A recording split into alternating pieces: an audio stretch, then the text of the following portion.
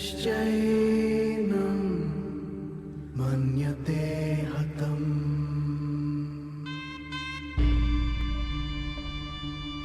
उभौ तौ न विजानीतो नायं हन्ति न हन्यते।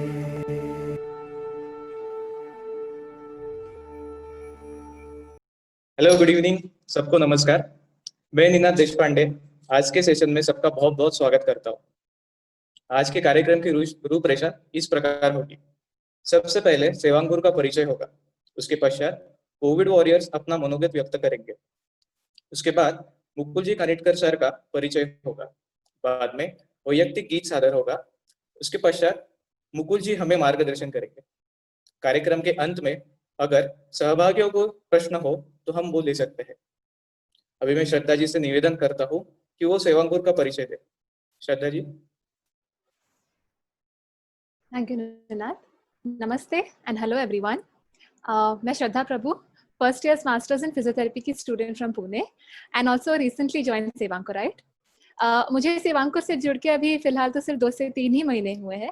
तो मेरा पहला एक्सपीरियंस सेवांकुर के साथ रिसेंटली फिलहाल में हुए स्क्रीनिंग कैंप के दौरान हुआ था, जिसमें मैंने बैच 1 में वॉलंटियर किया था।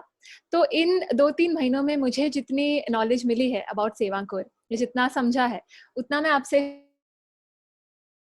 तो सेवांकुर की स्थापना जो है 1997 औरंगाबाद में हुई थी।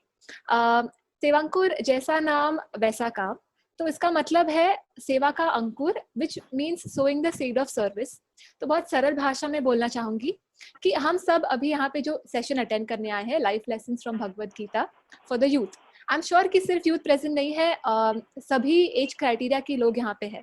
तो हम सभी का एक ही मकसद है या एक ही एम है that we want to learn about the Gita. ये प्रिंसिपल्स हम अपने डेली लाइफ में कैसे अप्लाई कर पाएंगे, यही हमारा मोटो है।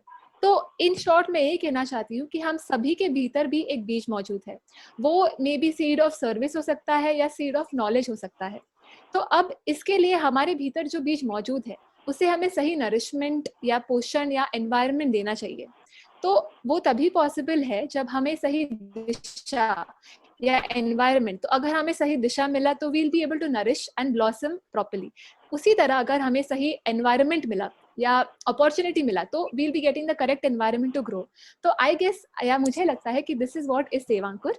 और एक चीज शेयर करना चाहूंगी, जब मैंने सेवांकुर ज्वाइन किया था तो तभी मुझे ये बात बोली गई थी फ्रॉम सेवांकुर इटसेल्फ कि आपने अभी सेवांकुर ज्वाइन किया है, इसका मतलब ये नहीं कि आप अभी ज्वाइन होने के बाद अच्छे इंसान हो गए हो। आप पहले से अच्छे इंसान थे, हम सिर्फ आपको यहाँ पे मोल्ड करने वाले हैं। तो I guess this is what is Sevankur, that it helps us to grow internally. Externally तो सभी ग्रो होते हैं, but internally to grow and become a socially responsible citizen is what I feel is Sevankur. इसके अलावा व्हाट डज सेवांकुर डू? तो recently Sevankur ने बहुत सारे अवेयरनेस और स्क्रीनिंग कैंप्स कंडक्ट किए हैं ऑल अक्रॉस महाराष्ट्र, जैसे मुंबई, पुणे, नासिक, औरंगाबाद। इसके अलावा 1 वीक फॉर नेशन प्रोग्राम होता है हर साल। इस साल झारखंड में हुआ था। तो वैसे ही 300 मेडिकल स्टूडेंट्स, डॉक्टर्स और कंसल्टेंट्स हर साल they work towards a betterment of a village. Apart from this monthly sessions होते हैं, पीडीसीज होते हैं फॉर स्टूडेंट्स एंड डॉक्टर्स। तो एंड में एक ही चीज कहना चाहूंगी कि Sevankur is by the students, for the students and of the students. धन्यवाद। अब मैं इंट्रोडक्शन देना चाहूंगी हमारे 2 Covid warriors out of the many Covid warriors that we have over here. तो हमारे पहले कोविड वॉरियर है मिस ऋतुजा पवार। वो 3rd ईयर होम्योपैथी की स्टूडेंट है from BKMM homeopathy college Aurangabad. उन्होंने सेवांकुर 2019 से ज्वाइन किया हुआ है और इस पैंडेमिक में she has helped by contributing and working along with Savitribai Phule NGO in creating awareness campaigns for COVID. So Ms. Rituja Pawar. Am I audible? Hello? Yes. Okay. Good evening to one and all. It's Rituja Pawar from 3rd year BHMS. मैं औरंगाबाद में जो corona awareness के लिए campaign हुआ था उसमें शामिल हुई थी और उससे अपना एक एक्सपीरियंस शेयर करना चाहती हूँ। तो शुरू करते हैं। पारस को छूने के बाद जैसे हर एक चीज पवित्र हो जाती है, कुछ ऐसी अहमियत है सेवांकुर की मेरी जिंदगी में। जैसे औरंगाबाद सेवांकुर का कोरोना अवेयरनेस कैंपेन के बारे में मुझे मालूम हुआ, मैं और मेरे साथ कुछ अन्य विद्यार्थी उसके साथ जुड़ गए। कैंपेन से जुड़ के कुछ दिन ही हुए थे हमें कि मुझ पर ग्रुप लीडर की जिम्मेदारी आ गई थी और असल सफर तो वहीं से शुरू हुआ था, जहाँ हम अवेयरनेस के लिए जहाँ पे जाने वाले हैं, वहाँ के संघ के स्वयंसेवक से बातचीत करना, किसी डॉक्टर को अपने अवेयरनेस के बारे में बता के उन्हें अपने साथ जोड़ना, आने जाने के लिए एम्बुलेंस से कोऑर्डिनेट करना, ये सारी चीजें मैनेज करना था। इसमें ये समझ आया कि हमें लोगों को अपनी बात कन्वे करना कितना जरूरी है। जैसे हर सिक्के के दो पहलू होते हैं, वैसे ही हमारे एक्सपीरियंसेस थे, कुछ खट्टे तो कुछ मीठे, पर इन सब में संयम और शांति के साथ कैसे हर एक चीज को सुलझाया जा सकता है, ये सीखा हमने। कहते हैं ना कि अगर अपनी काम करने की नीयत अच्छी हो तो ऊपर वाला भी साथ देता है। ऐसे ही एक्सपीरियंस था, क्योंकि कभी कभी बारिश की वजह से हमारा अवेयरनेस कैंपेन रुका नहीं, कभी साउंड सिस्टम की खराब होने की वजह से भी हमें दिक्कत आई थी, लेकिन हम रुके नहीं थे, बस अपना काम कर रहे थे। अब हम सब तो डॉक्टर्स थे, समाज के लिए कोरोना के हालात में लड़ना या फिर काम करना हमारा फर्ज था, पर हमारे साथ कुछ अन्य लोग भी जुड़े थे, जैसे कि आरएसएस के स्वयंसेवक और कुछ लोग और कुछ स्थानिक व्यक्ति, और इनकी मेहनत वाकई में बहुत काबिले तारीफ थी। कैंपेन में हमें आम लोगों को ये बताना था कि कोरोना क्या है, कोरोना कैसे फैलता है, उसका इन्फेक्शन हमें कैसे होता है, उससे हम कैसे बच सकते हैं, और अगर किसी को कोरोना इन्फेक्शन हुआ है तो हमें उसका कैसे सामना करना चाहिए। दरअसल हमें खुद पर फक्र भी तब महसूस हुआ था जब हमें ये पता चला था कि हमारे काम की लोगों को कितनी जरूरत है, क्योंकि मीडिया में जो कोरोना की वजह से डर फैल गया था, लोग उससे बहुत डर रहे थे। कहीं फूलों से, कहीं आरती की थाल से, कभी तालियां तो कभी आशीर्वाद, ऐसे उम्दा तरीकों से लोगों ने हमें और हमारे काम को नवाजा था। पर इन सब में एक चीज थी जिससे मैं प्रेरित हुई, वो थी स्वयंसेवक की सेवा, क्योंकि ऐसे महामारी के समय में घर से बाहर निकलना, हमारी मदद करना, ये थी सही मायने में देशभक्ति, देश सेवा। जब भी मैं काम करते करते मायूस होती थी, बस उनकी छवि नजरों के सामने आती थी। अंत में मैं ये कहना चाहूंगी कि मुझे खुशी है कि मैं सेवांकुर के जरिए देश की सेवा में अपना योगदान दे सकी। तो thank you so much team Sevankur. Thank you Rituja ji. अब मैं बुलाना चाहूंगी सिद्धेश शिवखड़े। ये थर्ड ईयर एमबीबीएस स्टूडेंट है from doctor Vasantrao Pawar medical college Nashik, और इन्होंने नासिक के स्क्रीनिंग कैंप में वॉलंटियर किया था। सिद्धेश।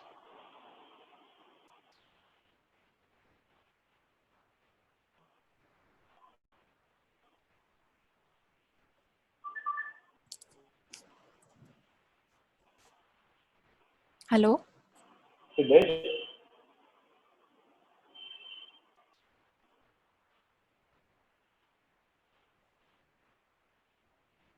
सिद्धेश को अनम्यूट करो, अनम्यूट। वो शायद कोर्स को होस्ट नहीं है।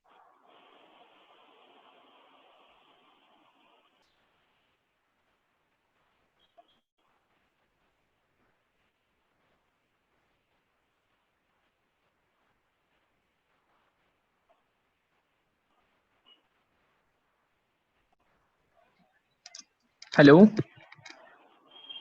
Hello. Am I audible? Yes, yes. Hello. Good evening, everyone. A few days earlier, I had been for a camp with a few of my colleagues. It was 1 week for nation camp held in Bishanpur, Jharkhand. During the camp, we interacted with the tribal people. We got to know about their problems, in general about their healthcare facilities. After that, even before we could come out of those memories of the camp, COVID-19 started. Initially, it was thought that the situation won't spread on such a large area. From 22nd of March, we were given holiday for our college. On the way home, I saw few migrant laborers walking back home. Their situation was disheartening. After coming home, for the next 2-3 days, I was very upset for not being able to help them during these difficult times. At home, I saw few stories which were really heart-touching. Overall, one of my friend and me had a discussion on this, how could we contribute for this situation and help these people. That time we came across the project taken up by Mumbai Sevankur team of serving people. So we decided to talk to Dr. Sachin sir. Sir directed us and we could serve around 600 workers that time. Later on, in recent discussion amongst us, we plan to ask sir to arrange some screening camp for us. the way a Mumbai Sevankur team is conducting in Dharavi. Sir told us about the camp which was going to be held in Nasik. Initially, when we asked our parents, like parents were little reluctant to allow us. But once I made them to talk to Dr. Sachin sir, considering all safety measures, they allowed me. Even I was a bit afraid during the training session, but like during training session, I got to know that if all the safety measures are going to be taken, it is all safe. Uh, it was a 2-day camp. On the first day, wearing PPE kit seemed to be fine initially, but later it started suffocating. I could realize how difficult it might be for our healthcare workers, especially doctors and nurses, to work with it for a long time. During the camp, we were divided into group of 4. Being a medical student, I was leading the group. Our work was distributed among us. Our job was to ask for comorbidities, check their temperature, check for the pulses, note their history, and make them aware about the situation. We were told if the case suspect is found, ask them for antigen test. On day 1, we could screen around 160 patients, and on second day, our team screened around 300 of them. At the end of the camp, it was so satisfying that I could add up my handful for the betterment of the situation. Thank you. धन्यवाद सिद्धेश, आपका मनोगत बहुत ही inspiring था। तो आज के हमारे प्रमुख अतिथि है मुकुल जी कानिटकर। मुकुल जी इन्होंने 1989 को एलएलबी की शिक्षा डॉक्टर बाबा साहब अम्बेडकर लॉ कॉलेज नागपुर से पूरी की। मुकुल जी के अनुभव के बारे में बताना हुआ तो stress management and life management के लिए परीक्षा दे हंसते हंसते, सार्थक अवेकनिंग लाइफ मिशन, शिक्षक स्वाध्याय, अभिभावक उद्बोधन, संस्था चालक परामर्श, ऐसे 2000 से भी ज्यादा सेशन जिसमें 7 लाख से भी ज्यादा पार्टिसिपेंट्स इन्वॉल्व थे, ऐसे वर्कशॉप सर ने कंडक्ट किए। IIT Roorkee, IIT Mumbai, Maharaja Sayajirao university Baroda, इन जगहों पर सर ने as a visiting faculty of management department sustainable finance and Gita management ये कोर्सेज भी कंडक्ट किए हैं। सर भारत जागो विश्व जगाओ, भारत के जीवन ध्येय, समर्थ भारत समग्र शिक्षा, परीक्षा दे हंसते हंसते ये पुस्तकों के लेखक थे और 2000 से भी ज्यादा आर्टिकल हिंदी, इंग्लिश और मराठी में पब्लिश किए हैं। 2005 ग्वालियर में he was the organizer of Guinness World Record event of largest ever class, जिसमें 30,000 से भी ज्यादा विद्यार्थी मौजूद थे। सर 1989 से 2012 तक विवेकानंद केंद्र कन्याकुमारी के जीवन रवि थे। आज की तारीख में श्री मुकुल जी भारतीय शिक्षण मंडल के नेशनल ऑर्गेनाइजिंग सेक्रेटरी का कार्यभार संभाल रहे हैं। मुकुल जी एक महान विचारवंत, वक्ता और भारतीय शिक्षण प्रणाली के समर्पित व्यक्तिमत्व है। हम हमें बहुत ही भाग्यवान समझते हैं कि ऐसे मल्टी टैलेंटेड पर्सनैलिटी से हमें मार्गदर्शन मिलने वाला है। अभी मैं कृतिका जी त्रिपुरी से वैयक्तिक गीत सादर करने की विनंती करता हूँ। कृतिका अश्विनी कुमार तुपकरी, इन्होंने एमबीए तक की शिक्षा प्राप्त की है। वो अभी सावित्रीबाई फुले महिला एकात्म समाज मंडल में कार्यरत है। कृतिका जी। यस, मेरी आवाज आ रही है? हेलो हेलो, मेरी आवाज आ रही है? Yes yes ma'am. ओके, शुरू करती हूँ मैं। जीवन दीप जले, जीवन दीप जले ऐसा, सब जग को ज्योति मिले। जीवन दीप जले, इसी सत्य पर रामचंद्र ने राजपाट सब त्याग दिया, छोड़ अवध माया की नगरी, कानन को प्रस्थान किया। सुख वैभव को लाथ मार कर कष्टों का सहवास किया, षड्रस व्यंजन त्याग जंगली, फल खाए और नीर पिया। स्वयं कंटकों को चूमा, औरों के कंटक दूर किए। जन्म सफल है उस मानव का, जो परहित ही सदा जिए। कृषिकों को सुर सरी देने जो हिमगिर सा चुपचाप गले, जीवन दीप जले, जीवन दीप जले ऐसा सब जग को ज्योति मिले, जीवन दीप जले। रसिक शिरोमणि कृष्ण चंद्र ने वृंदावन को बिसराया, छोड़ बिलखते ग्वाल बाल सब निर्मोही भी कहलाया, किंतु लोक कल्याण मार्ग ही केवल उसने अपनाया, वही गोपियों का नटवर फिर योगी राज था कहलाया।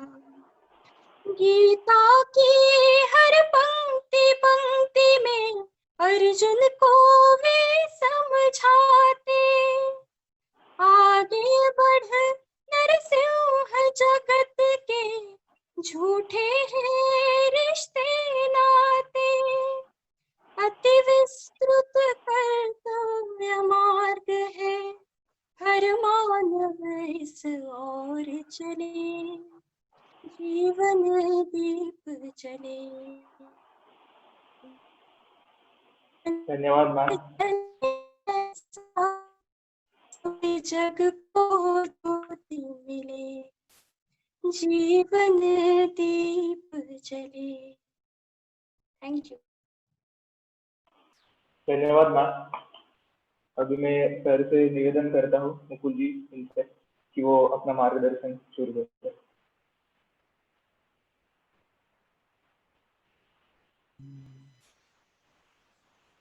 तत्कर्मयन्न बंधाय सा विद्याया विमुक्ते, आयासाया परम कर्म विद्यान्या शिल्प नैपुणम।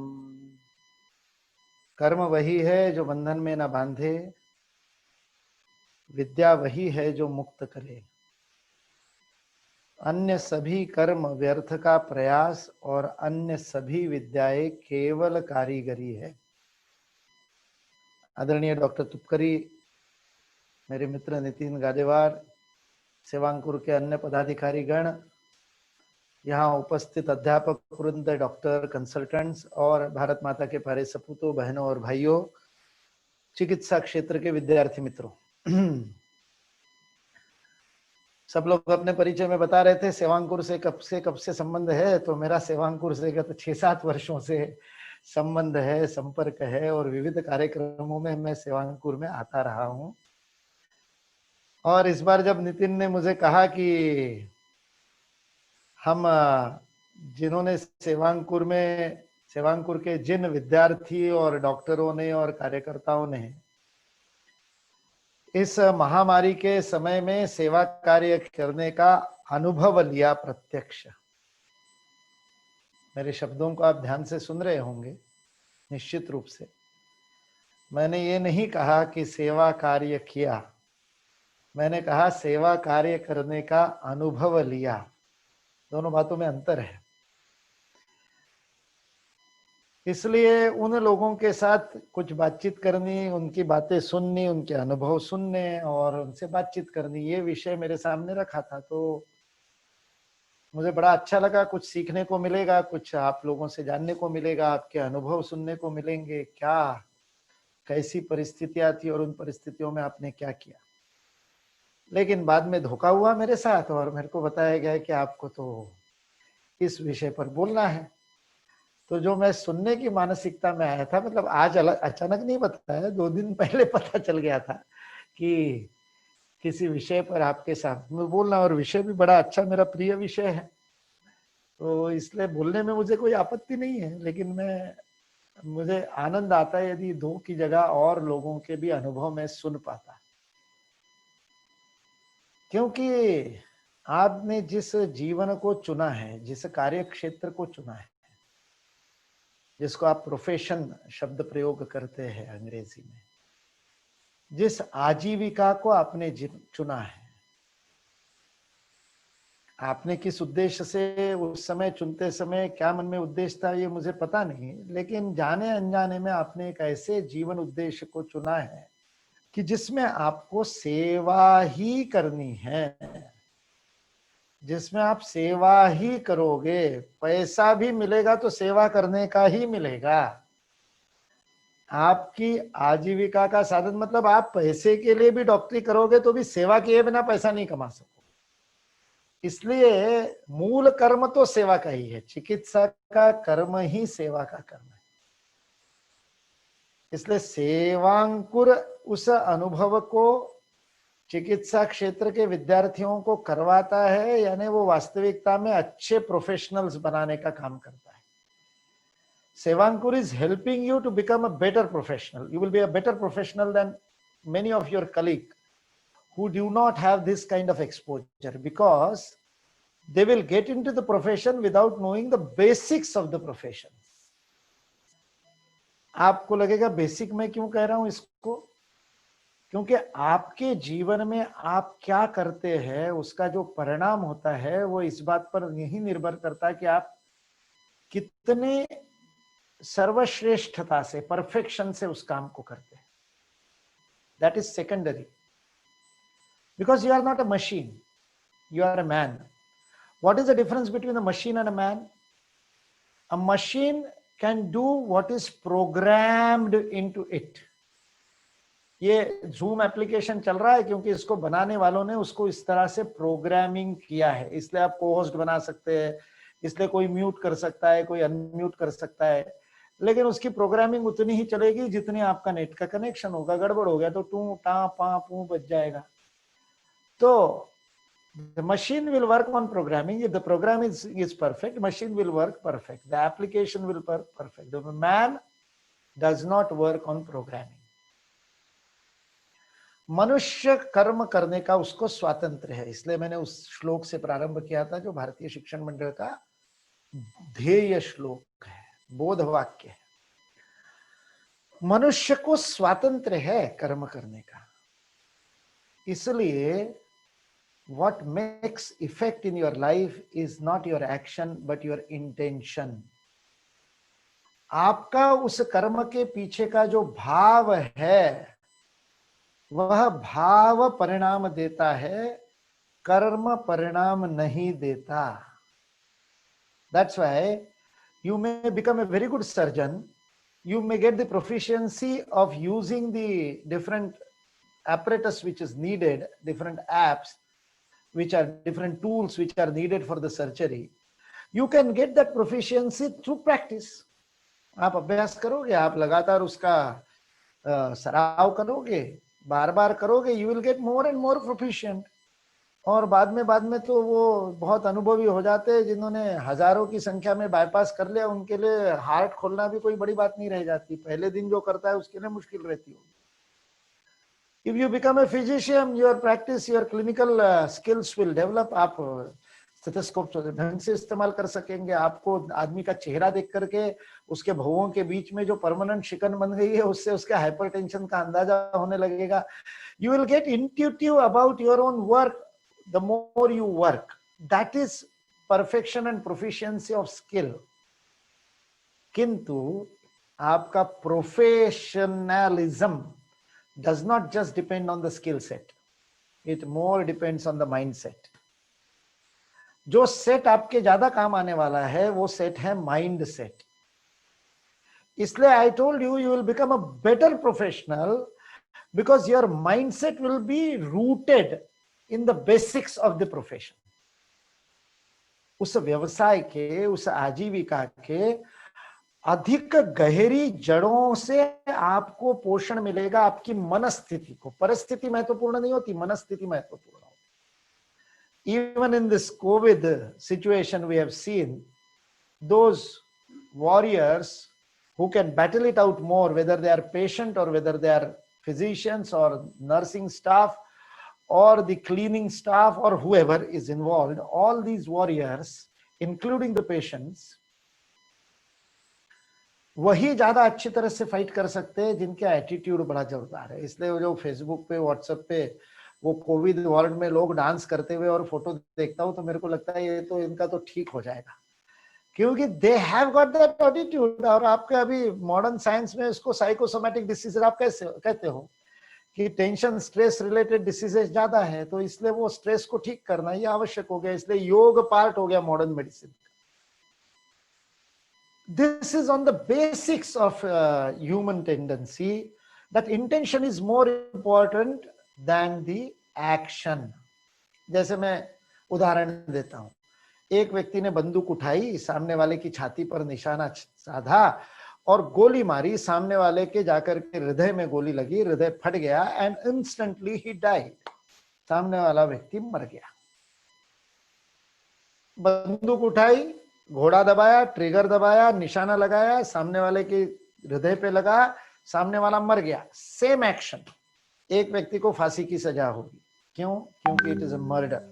ही did it for personal vendetta और he did it for personal gain. किसी सेल्फिश मोटिव से उसने किया। The intention was for crime, criminal intention था, टू किल।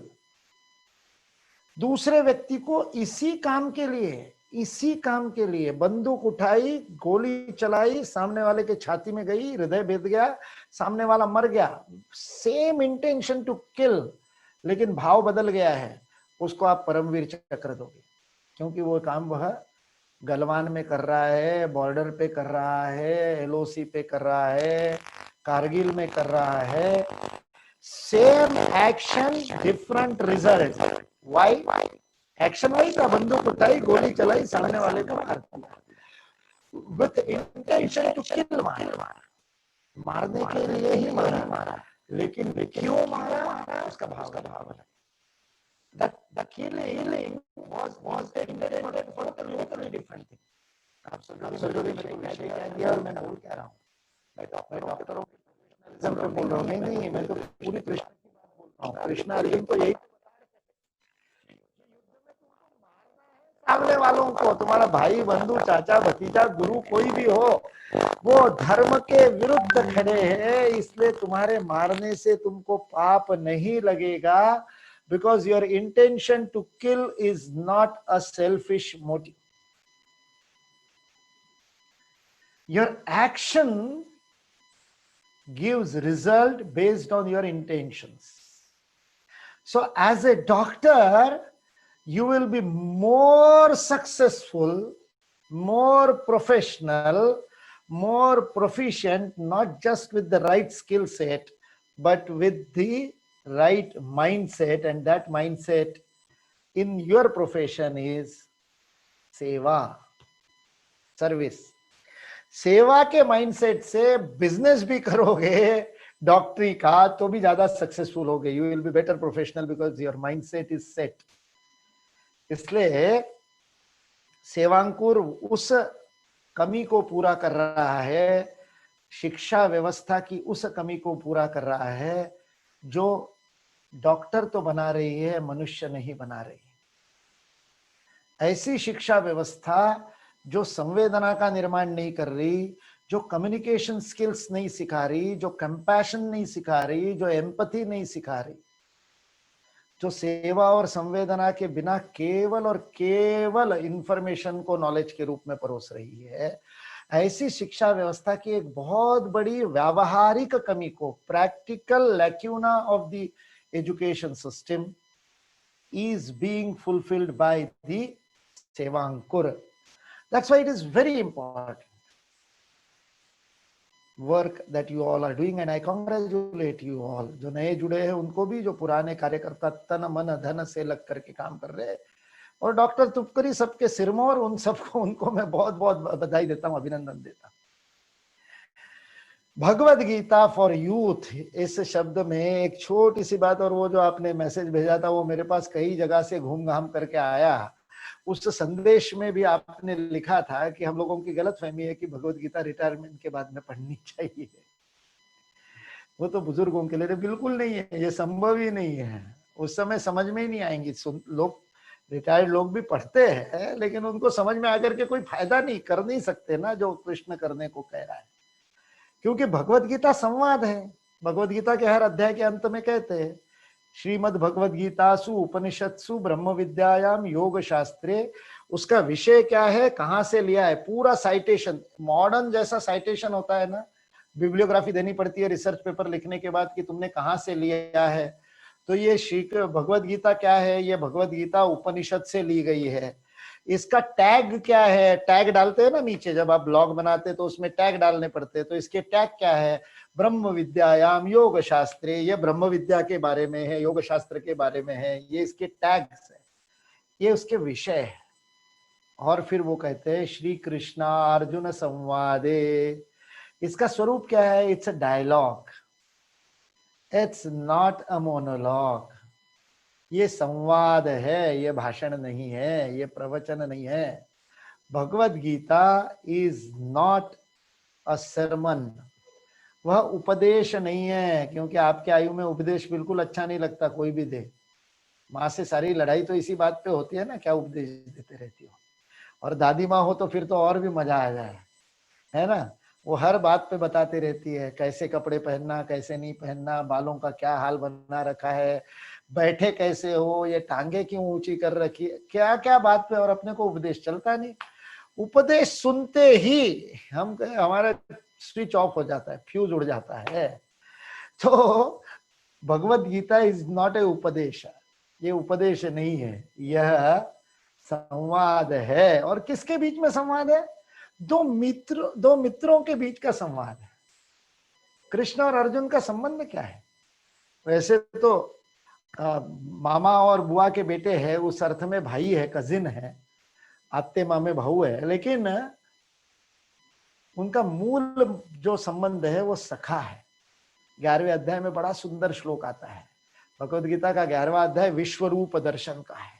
भगवान श्री कृष्ण वो विश्व रूप दर्शन अर्जुन को दिखा रहे, अद्भुत भयभीत करने वाला दृश्य, सारा जगत सारा ब्रह्मांड उनके मुख में कराल दाढ़ों के नीचे जा, बहुत अद्भुत वर्णन है। खैर मैं पूरा अध्याय नहीं सब बताऊंगा, लेकिन इतना सुंदर वर्णन होने के बाद ये अर्जुन डर जाता है और डर के हाथ जोड़ करके बोलता है, सभीत भीत प्रवणम में, ऐसा कहा है संजय ने, कि हाथ जोड़ के डर डर के हाथ जोड़ करके कहता है कि हे मेरे सखा, हे मेरे कृष्ण, हे माधव, फिर से तुम्हारे उस सुंदर रूप में आ जाओ, सावले सलोने रूप में आ जाओ, ये भयभीत करने वाला रूप में नहीं देख सकता। वो आ जाते हैं, फिर उनकी क्षमा मांगता है। क्या क्षमा मांगता है, इतने सुंदर श्लोक है।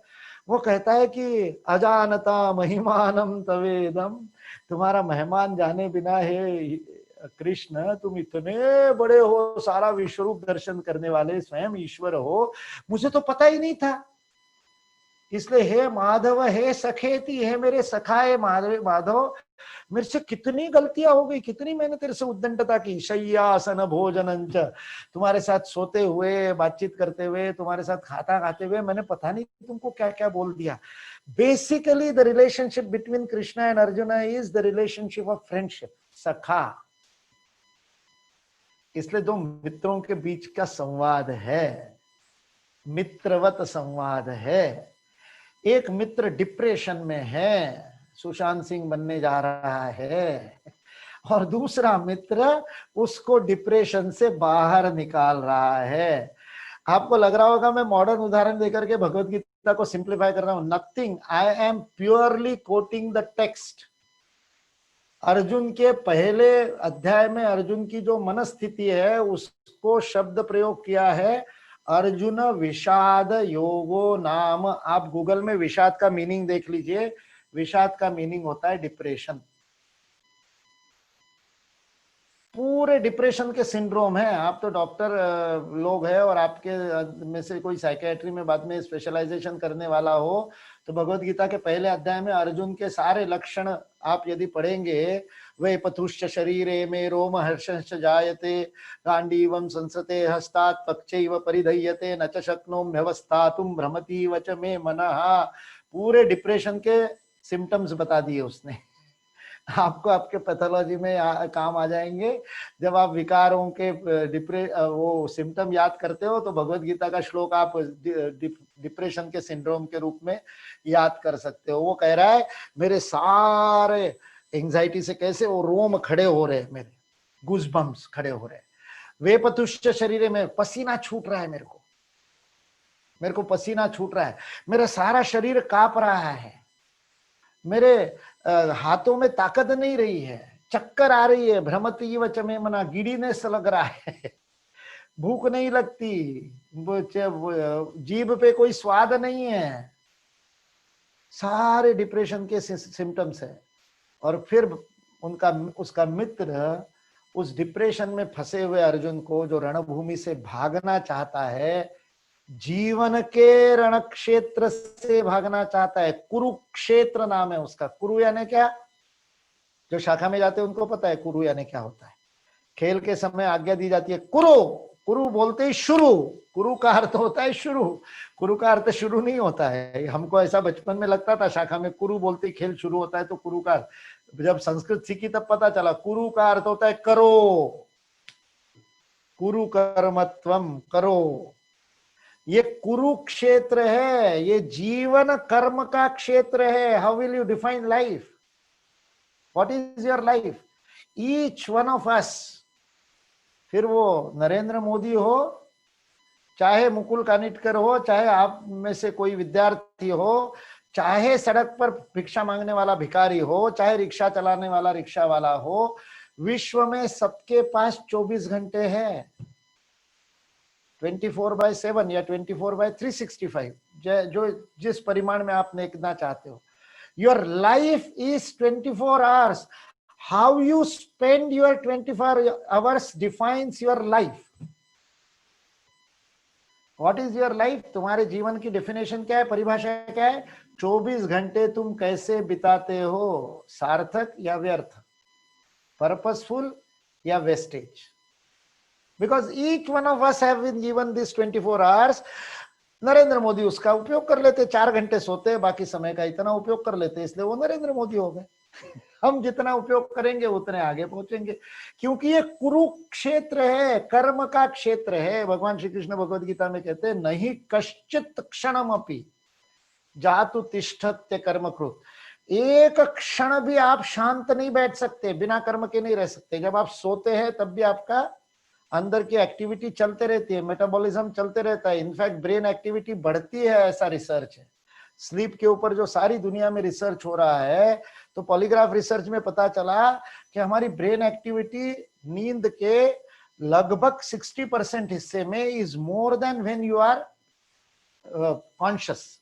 जब आप जागृत रूप में काम कर रहे होते हो, उससे ज्यादा ब्रेन एक्टिविटी स्लीप में होती है। इस प्रकार का रिसर्च हुआ, क्योंकि नहीं कश्चित क्षणमपि, एक क्षण भी आप बिना कर्म के नहीं रह सकते। You have got only one choice, either do the work yourself by deciding, by choice, मैं तय करके मेरे जीवन के 24 घंटे ऐसे बिताऊंगा, ये स्वातंत्र। नहीं करोगे तो फिर क्या होगा? If you don't decide what to do and how to do, फिर क्या होगा? प्रकृते हवशः कर्म, आपका नेचर आपको खींच करके आपसे कर्म करा लेगा। You will be bound by your nature. उसका पूरा साइंस बताया आगे। सात्विक होंगे तो सात्विक नेचर से काम करोगे, तामसिक होंगे तो तामसिक नेचर से काम करोगे, राजसिक होगे तो उस नेचर से काम करोगे। If you don't choose, then nature will choose for you, because you can not be without karma. कर्म के बिना रह नहीं सकते। जब 24 घंटे कर्म करना है, विच इज बेटर? किसी और से परवश होकर के, प्रकृति के वशीभूत होकर के, किसी और के हाथ में अपनी चाबी दे करके कर्म करना ठीक है, या खुद डिसाइड करके कर्म करना ठीक है? The Bhagavad Gita gives you the way to decide your path. अब decide, if it gives you the way to decide your path, फिर मुझे बताइए ये युवाओं के लिए कि बुढ़ों के लिए है? बुढ़ों को पाथ डिसाइड करना है कि युवाओं को पाथ डिसाइड करना है? भगवत गीता का विषय ही ये है। भगवत गीता का विषय, संस्कृत साहित्य इतना अद्भुत है, इट्स सो ब्यूटीफुल। जैसे मैंने बताया ना, वो पूरे श्लोक के अंत में बोलने वाले इसमें पूरा साइटेशन दे दिया। वैसे संस्कृत के किसी भी ग्रंथ का आपको ग्रंथ पढ़ने से पहले तय करना है व्हाट इज द सब्जेक्ट, इस ग्रंथ में क्या सब्जेक्ट है। आपको किसी भी महाभारत उठा करके आपको देखनी है, महाभारत का टॉपिक क्या है, रामायण उठा के देखनी है, रामायण का टॉपिक क्या है, फलाना उपनिषद। संस्कृत का कोई भी ग्रंथ लेकर के उसका यदि टॉपिक आपको पता करना है, बहुत सिंपल कोड है संस्कृत साहित्य का। क्या कोड है? पहला शब्द ले लो और अंतिम शब्द ले लो, दोनों को जोड़ लो, आपको विषय पता चल जाएगा। भगवत गीता का पहला शब्द है धर्म क्षेत्रे कुरुक्षेत्रे। तो पहला शब्द क्या हुआ? धर्म। धर्म के क्षेत्र यानी खेत या फील्ड या मैदान, धर्म का फील्ड है, कुरुक्षेत्र यानी कर्म का फील्ड है। लेकिन पहला शब्द क्या है? पहला ही शब्द लेना है, दो शब्द नहीं, धर्म। फर्स्ट शब्द इज धर्म। पहले श्लोक का पहला शब्द। धृतराष्ट्र नहीं बोला, ये में से धृतराष्ट्र का निकला। धृतराष्ट्र ने संजय को पूछा, क्षेत्रे कुरुक्षेत्रे समवेतायुयुत्सवः मामका पांडवाश्चैव किम कुर्वत संजय। हे संजय, मुझे बता, धर्म क्षेत्र कुरुक्षेत्र में युद्ध के लिए उत्सुक होकर के एकत्रित आए मामका मेरे पुत्रों ने और पांडवा पांडु के पुत्रों ने क्या किया, किम अकुर्वत, क्या किया। पहला श्लोक धृतराष्ट्र ने पूछा। फिर संजय ने सारी कथा बतानी शुरू की, लाइव टेलीकास्ट किया संजय ने, उसको दिव्य चक्षु दिए थे व्यास ने, तो उसने बिल्कुल कमेंट्री के साथ में पूरे युद्ध का लाइव टेलीकास्ट किया। वो भगवत गीता ऐसे शुरू होती है। पहला शब्द याद रखो, पहला शब्द क्या है? धर्म। सो भगवत गीता के विषय में पहला शब्द अपन ने ढूंढ लिया, धर्म। और अंतिम शब्द ले लो, भगवत गीता का लास्ट श्लोक क्या है? वो संजय के मुख से है। संजय धृतराष्ट्र को कह रहा है, संजय धृतराष्ट्र को बता रहा है पूरी भगवत गीता सुनाने के बाद कि मेरा क्या मत है, अपना मत बता रहा है। यत्र पार्थो धनुर्धरा, यत्र जहां कृष्ण है, जहां पार्थ है, वो कहता है तत्र श्री विजयीर भूति ध्रुवा नीतिर मतिर मम। वहीं पर जहां कृष्ण है, जहां पार्थ है, वहीं पर विजय प्राप्त होगी। लेकिन अंतिम शब्द क्या है? मतिर मम। अंतिम शब्द क्या हुआ? मम। पहला शब्द क्या था? धर्म।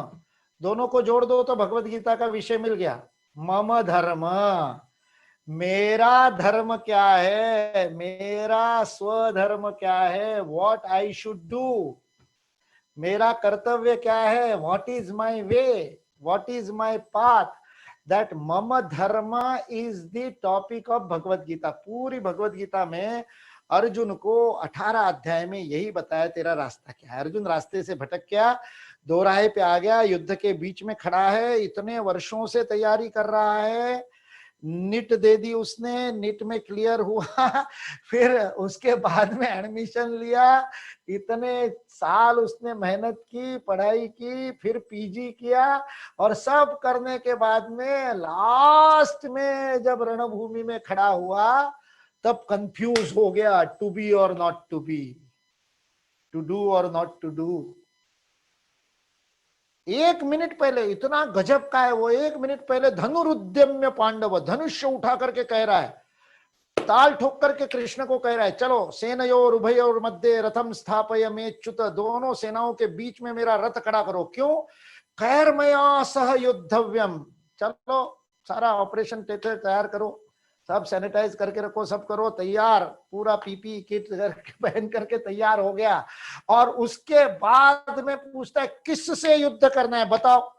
कैर्मया सह योद्धव्यम, मुझसे युद्ध करने के लिए कौन कौन आया है, अस्मिन रण समुद्र में, यहाँ कौन कौन खड़ा हुआ है मैं देखना चाहता हूँ। कृष्ण ले जा करके खड़ा किया और बताया ये देख तेरे चाचा मामा ताऊ गुरु सब, आचार्यान मातुलान पुत्रान पौत्रान सखिन तथा सब दिखा दिए, ये सब तुम्हारे खड़े हैं, लड़ो इनसे। तो वो देखते ही वो पंचर हो गया लास्ट मोमेंट पे, स्टेज फियर, सारा भाषण तैयार करके जाते हैं, पूरा रट लिया, शीशे के सामने खड़े हो करके तैयारी कर ली, और माइक के सामने खड़े होने के बाद पैर लटपट लटपट लटपट लटपट कांपते हैं। वही स्थिति अर्जुन की है। गांडीवं संसते हस्तात् त्वक्चैव परिदह्यते।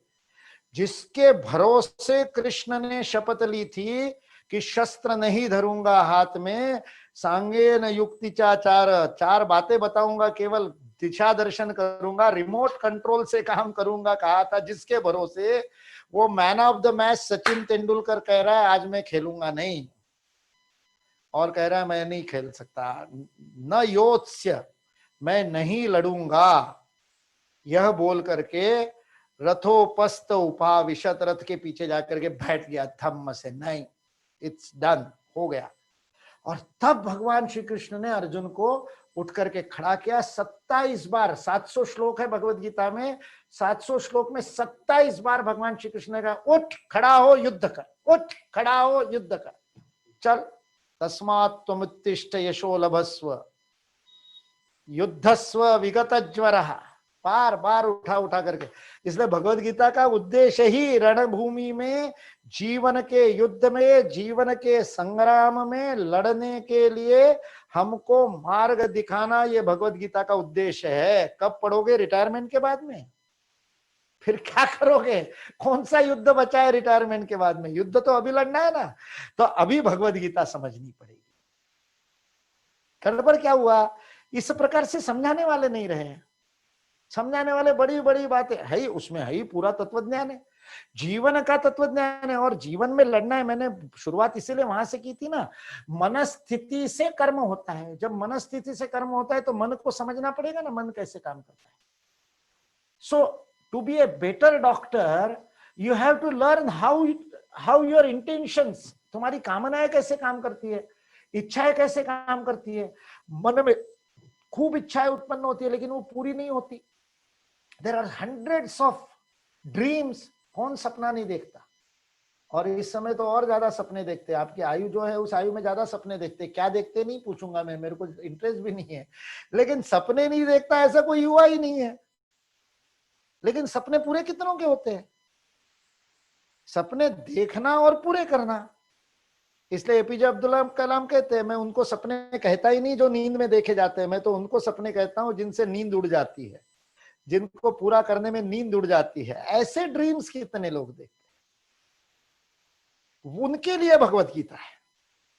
इच्छा को कर्म में परिवर्तित करने वाली, desire to be actualized in your life, उसके लिए जो लगती है उसको इच्छा शक्ति कहते हैं, विल पावर कहते हैं। वो विल पावर जिसकी तगड़ी होती है वो शाप भी दे सकता है, क्योंकि वो जो बोलता है वो सत्य होता है। वो आशीर्वाद भी दे सकता है, जो बोलता है वो सत्य होता है। वो विल पावर कैसे बढ़ाएंगे? पूरा भगवत गीता में क्रमशः स्टेप बाय स्टेप बताया कैसे करना। सीधे प्रैक्टिकल टिप्स दिए भगवान श्री कृष्ण ने। और इसलिए Bhagavat Gita for youth is really, सबको इस प्रकार से उसको सीखना चाहिए। वो धार्मिक तरीके से समझाने वालों के में से भी अच्छे अर्थ आप निकाल सकते हो। आपके इंटेंशन पे ना, उनके इंटेंशन पे थोड़ी है। वो तो सुनाएंगे कहानियां, वो तो प्रवचन करेंगे, लेकिन आपको जीवन का मार्ग ढूंढना है। तो जीवन का मार्ग आपको कैसे मिलेगा? तो आपको अपना स्वभाव समझना पड़ेगा। तो वो स्वभाव कैसे समझना? क्या करने के लिए मैंने जन्म लिया है? जन्म जन्मांतर की यात्रा है। हमारा कॉज एंड इफेक्ट रिलेशनशिप जो है, वह कार्य कारण संबंध केवल इस जन्म में पूरा नहीं होता। पिछले जन्मों में कई सारे काम करके हम इस जन्म में पैदा हुए हैं। हमने बहुत सारे ऐसे संचित हमारे पास में है, इसलिए वो लेकर के हम पैदा हुए। तो हमारा स्वभाव, एक घर में, एक परिवार में पैदा हुए, सेम सिचुएशन है, सेम माता पिता है, सेम आर्थिक स्थिति है, सेम सामाजिक स्थिति है, एक ही विद्यालय में गए, एक ही शिक्षा मिली, लेकिन दो भाई बहन अलग अलग हो जाते हैं, दो भाई अलग अलग हो जाते हैं, दो बहनें अलग अलग हो जाती है। They evolve into totally different streams. Why? Because they have got a choice and they have to exercise that choice. वो विकल्प हमको जीवन में, इसलिए ये जो हमारी पूंजी है, ये जो हमारा बैंक बैलेंस है जो हम लेकर के आए हैं, how to use that bank balance, ये भगवत गीता हमको सिखाती है। आपके पास क्या क्या संपत्ति है। 16वें अध्याय में वो पूरे का पूरा नाम ही उसका दैवासुर संपत्ति विभाग योग है। उसको वो सिखाती है कि कैसे चूज करना है, जीवन में करना क्या है, और फिर परफेक्टली कैसे करना है वो बताती है। हम उलझते किस में हैं, हमारी पढ़ाई में दिक्कत कहाँ पे होती है, हम उलझते किस में हैं। जो चीजें हमारे हाथ में नहीं होती है उसमें उलझते हैं, तभी हम टेंशन में, स्ट्रेस में, तनाव में, एंजाइटी में, डिप्रेशन में, either way we get bog down because of the things which are not in our hand. जो हमारे हाथ में नहीं है उन चीजों पे हम विचार करके थकते हैं। भगवत गीता हमको सिखाती है how to get rid of this unnecessary thoughts, how to concentrate on the present. हमारे मन की सबसे बड़ी कमजोरी क्या है पता है, वो या तो पास्ट टेंस में रहता है या फ्यूचर टेंस में रहता है, उसको प्रेजेंट टेंस में रहना नहीं आता। वो या तो वो भविष्य की कल्पनाएं करता है या पुरानी बातों को याद करता है, अच्छी भी या बुरी भी, पुरानी बातों में ही रमते रहता है। और आप पढ़ाई कर रहे हो और उस पढ़ाई करते समय आपको पिछले साल का रिजल्ट याद आए तो काम है क्या? या पेपर में ये वाला क्वेश्चन आएगा कि नहीं आएगा, अरे वो तो फ्यूचर में, will cross the bridge when we come there. पर नहीं, पढ़ाई करते समय ये थॉट बीच में आते हैं कि नहीं, और उसके कारण पढ़ाई डिस्टर्ब होती है। सारी एंजाइटी पढ़ाई की, परीक्षा की इसी कारण से होती है। परीक्षा की किसको एंजाइटी? वो तो मैंने किसी को पूछा कि कैसे गया परीक्षा, कैसे हुई? बोले बहुत अच्छी हुई। तो मैंने उसको कहा परीक्षा बहुत अच्छी हुई, मैंने कहा फिर क्यों दुखी दिख रहा है? बोले परीक्षा की चिंता ही नहीं है, परीक्षा तो मैं अच्छी देता हूं हमेशा, रिजल्ट खराब आता है। परीक्षा तो अच्छी होती है, रिजल्ट खराब आता है। मैंने कहा then there is no problem because result is in not your hands. परीक्षा देना तुम्हारे हाथ में है, तुम उसी बात पर कॉन्सेंट्रेट करो जो तुम्हारे हाथ में है। जो दूसरे के हाथ में, उस पर कॉन्सेंट्रेट करने से जो अभी करना है उस पर ध्यान हट जाता है, और इसलिए परीक्षा ठीक से नहीं होती, इसलिए तैयारी ठीक से नहीं होती। तैयारी ठीक से नहीं होती तो ऐन परीक्षा के हॉल में बैठ करके क्वेश्चन सामने दिखता है, आंसर पता है, आंसर पता है, ये तक याद है कि कॉपी में लेफ्ट साइड में ऊपर की तरफ लिखा था, कौन सी पेन से लिखा था वो भी याद है, कौन से पीले रंग के या हरे रंग के मार्कर से उस नोट्स के ऊपर मार्क किया था, सारा याद आता है, क्या लिखा है वो याद नहीं आता। होता है कि नहीं ऐसा? वाई? बिकॉज उसको पढ़ते समय रिजल्ट की चिंता कर रहे थे। उस कॉपी पर जब आंखें थी तब मन प्रेजेंट टेंस में नहीं था, फ्यूचर टेंस में था या पास्ट टेंस में था। कर्म सर्वश्रेष्ठ तब होता है जब आपका मन उसके साथ होता है। बुद्धि युक्तो जाहातीह उभे सुकृत दुष्कृते तस्मात् योगाय युज्यस्व योगः कर्मसु कौशलम। कर्मसु योगः, कर्म में मन लगाओगे, जो कर रहे हो उसी में ध्यान रहेगा। If you concentrate on your action, what you are doing right here and now, आज अभी यहीं पर जो काम कर रहे हो उस पे यदि तुम्हारा मन रहेगा तो that will be the best karma. That is called as kushalta. This is definition of kushalta. This is not the definition of yoga. Yoga karmasu kaushalam is not definition of yoga. बहुत लोग गलत बात बोलते हैं, इस बात को योग की डेफिनेशन कहते कर्म में कुशलता योग है। नहीं, योग के साथ किया गया कर्म ही कुशल कर्म है। जो मैंने पहला श्लोक बोला था, तत्कर्म यन्न बंधाय, वही कर्म है जो बंधन में नहीं बांधता, वही कर्म है जो मुक्त करता है, जो योग के साथ किया जाता है। योग यानी क्या? योग का सिंपल अर्थ है जुड़ना। दो चीजें जुड़ती है तो उसको योग कहते हैं। युगल यानी दो, युगल यानी दो, इसलिए दंपत्ति को दो कहते हैं, पति पत्नी। जोड़ने को योग कहते हैं। किसी भी दो बातों को जोड़ना इज योग। जब मन शरीर से किए जाने वाले कर्म के साथ जुड़ता है तो उसको योग कहते हैं। या आसन करते हुए जुड़ता है तो उसको योग आसन कहते हैं। हाथ ऊपर किया अर्धकटी चक्रासन में, इधर खिंचावे इधर दबावे। If you can concentrate on your body कि कौन सी मांसपेशियों में खिंचाव हो रहा है, कौन सी मांसपेशियों में दबाव हो रहा है, then you are doing yoga. Otherwise you are doing exercise. If your mind is somewhere else, you are not doing yogasana. जब आपका ध्यान प्राण के ऊपर होता ध्यान प्राण के ऊपर नहीं है, इधर उधर कर रहा है तो प्राणायाम नहीं कर रहे, श्वासायाम कर रहे हैं। श्वास अंदर लेना बाहर छोड़ना is not pranayama, that is श्वासायाम।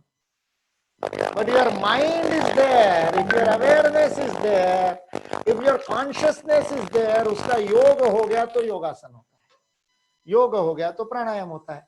मन के अंदर जो विचार चल रहे उसके साथ मन एकाकार हो गया तो ध्यान होता है, ध्यान लग गया।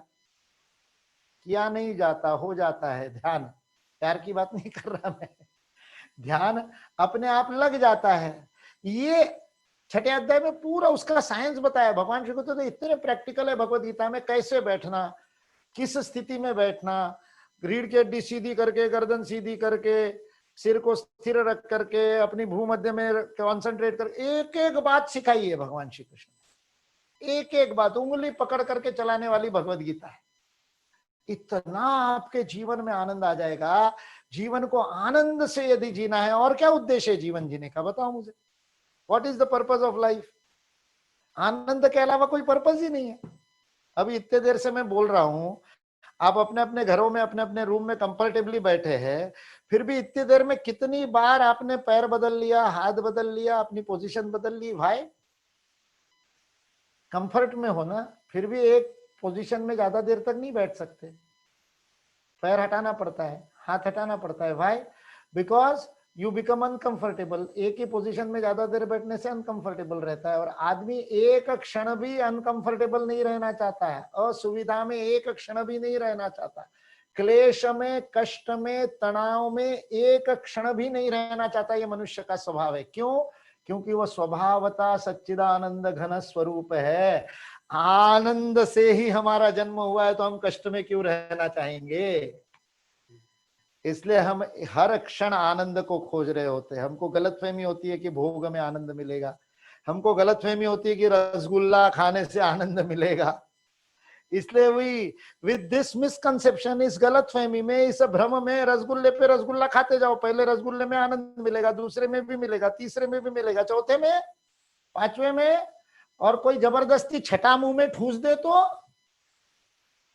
अरे नहीं नहीं नहीं नहीं और नहीं चाहिए। महालक्ष्मी पे होता है ना जब आग्रह से पूरण पोड़ी खिलाई जाती है, नहीं नहीं नहीं नहीं चाहिए। अरे खूब आनंद आ रहा था, तेरे को तो रसगुल्ला पसंद है, फिर पांचवे रसगुल्ले में क्या हो गया? आनंद कहाँ चला गया? क्योंकि आनंद रसगुल्ले में नहीं है, आनंद मेरे मन में है।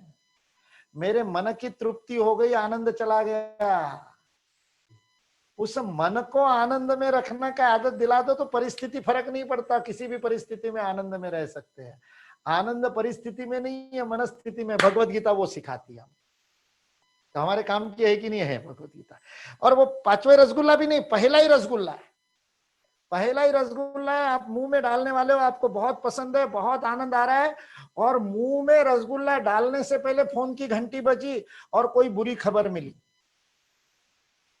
आपके किसी बहुत करीब के परिचित को कोविड पॉजिटिव आ गया, या कोई भी और रिजल्ट आ गया। बुरी खबरें तो बहुत सारी हो सकती है ना, रिजल्ट डिक्लेयर हो गया, और अब वो पहला ही रसगुल्ला है, आनंद देगा क्या?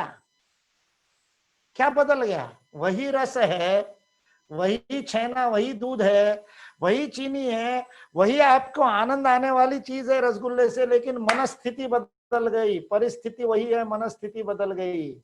मनस्थिति के बदलते ही आनंद चला गया। मनस्थिति को ऐसा कैसे रखा जाए कि हर परिस्थिति में आनंद से रह सके? यदि ऐसा सीखने को मिल जाए तो मजा आ जाएगा कि नहीं? वो भगवत गीता हमको सिखाती है। इसलिए भगवत गीता को अपनाइए, प्रतिदिन पढ़िए, समझ में नहीं आए तो भी श्लोक पढ़िए, अर्थ मत पढ़िए, सिर्फ श्लोक पढ़िए, कुछ दिनों बाद समझ में आने लगेगा। और आप अर्थ समझना चाहते हैं तो बहुत सारी पुस्तकें है, स्वामी चिन्मयानंद जी ने बहुत अच्छी भाषा में लिखी है, स्वामी चिन्मयानंद जी की पुस्तक है, चिन्मय मिशन में वो प्रकाशित होती है। चिन्मय मिशन से मिलेगी गीता ज्ञान यज्ञ, एक अध्याय से लेकर पूरी है। मराठी जो पढ़ना जानते हैं वो विनोबा भावे की गीता प्रवचन है, एक एक अध्याय पे एक एक प्रवचन है, बहुत प्रैक्टिकली है। स्वामी रंगनाथानंद जी की रामकृष्ण मिशन ने छापी हुई एक पुस्तक है, बहुत सुंदर पुस्तक है भगवत गीता पे। ये पुस्तकें आधुनिक भाषा में लिखी हुई है, वैज्ञानिक भाषा में लिखी हुई है, इसलिए मैं उनके ही नाम बता रहा हूँ। वो पुराने टाइप से लिखी हुई साधक संजीवनी है, यदि उस कभी किसी को उसमें इंटरेस्ट है तो स्वामी रामसुखदास जी की, लेकिन वो ट्रेडिशनल पद्धति से लिखा है। वो गीता साधक संजीवनी बहुत अद्भुत है। लेकिन जिसको आध्यात्मिक रुचि है वो समझ सकता है। साधक संजीवनी वो गीता प्रेस गोरखपुर के सबसे सस्ती वही मिलेगी, पैसा सबसे कम उसी में लगेगा। साधक संजीवनी में इतनी मोटी किताब 200 रुपए में मिल जाएगी। लेकिन आपको यदि ध्यान से पढ़ना है तो चिन्मयानंद जी अंग्रेजी में भी है, मराठी हिंदी में भी है, रंगनाथानंद जी की भी 3 वॉल्यूम में है, मराठी हिंदी में, और गीता प्रवचन छोटी सी पुस्तक है, या उसी का अनुवाद उन्होंने एक अध्याय का एक ऐसे गीताई करके भी लिखा है। गीताई माहुली माझी तिचा मी बाळ नेनता पडता रडता घेई कडेवरी सदा, ये उनका विनोबा भावे का लिखा हुआ गीताई, ये छोटा सा 20-22 श्लोकों का गीताई है, वो भी पढ़ सकते हैं।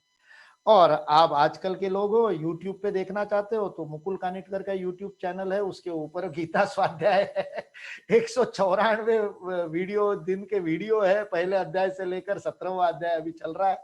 आज 17वें अध्याय के 5 श्लोक पूरे हुए। रोज दोपहर को 4 से 5 लाइव होता है गीता स्वाध्याय यूट्यूब चैनल पे मुकुल कानिटकर के, वो भी सुन सकते हैं, आपकी भाषा में आपको सुनने को मिलेगा। मैं अपनी एडवर्टाइजमेंट करने के लिए इतना भाषण नहीं दिया आपको, लेकिन आप यदि गीता समझना चाहते हैं और अपने जीवन को सार्थक बनाना चाहते हैं तो ये इतने 4-5 मार्ग मैंने आपको बताए। अच्छे से गीता को समझिए, जीवन में कर्म कीजिए। इस कुरुक्षेत्र में सेवा का अद्भुत अवसर आपको मिला है। बहुत अच्छे प्रोफेशनल बनिए, बहुत सक्सेसफुल प्रोफेशनल बनिए, लाखों लोगों के जीवन में आनंद फैलाइए, तो आपका आनंद तो कितने गुना बढ़ जाएगा। धन्यवाद।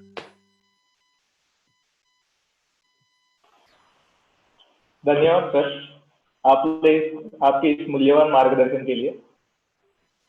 अभी मैं नताशा जी से निवेदन करता हूँ कि वो प्रश्न उत्तर का अधिवेशन ले। नमस्ते, am I audible? Yes, yes. या थैंक यू सर, आपने इतने अच्छे से समझा। आई डोंट थिंक कि इससे बेटर अंडरस्टैंडिंग मिलता हमें, इससे बेटर मार्गदर्शन मिलता हमें। हमारे पास कुछ क्वेश्चंस आए हैं जो हमने रजिस्ट्रेशन के वक्त लिए थे, तो मैं शुरू करती हूँ। अपना पहला क्वेश्चन ये है कि हम मोह माया से कैसे अपने आप को डिटैच करें। फिर वो मोह लोगों का होता है, पैसे का मोह होता है, ये जो सारी मटेरियलिस्टिक चीजें हैं, ये ग्रीडीनेस, ये सब पैदा करती है। तो हम इस जाल से कैसे अपने आप को मुक्त करें?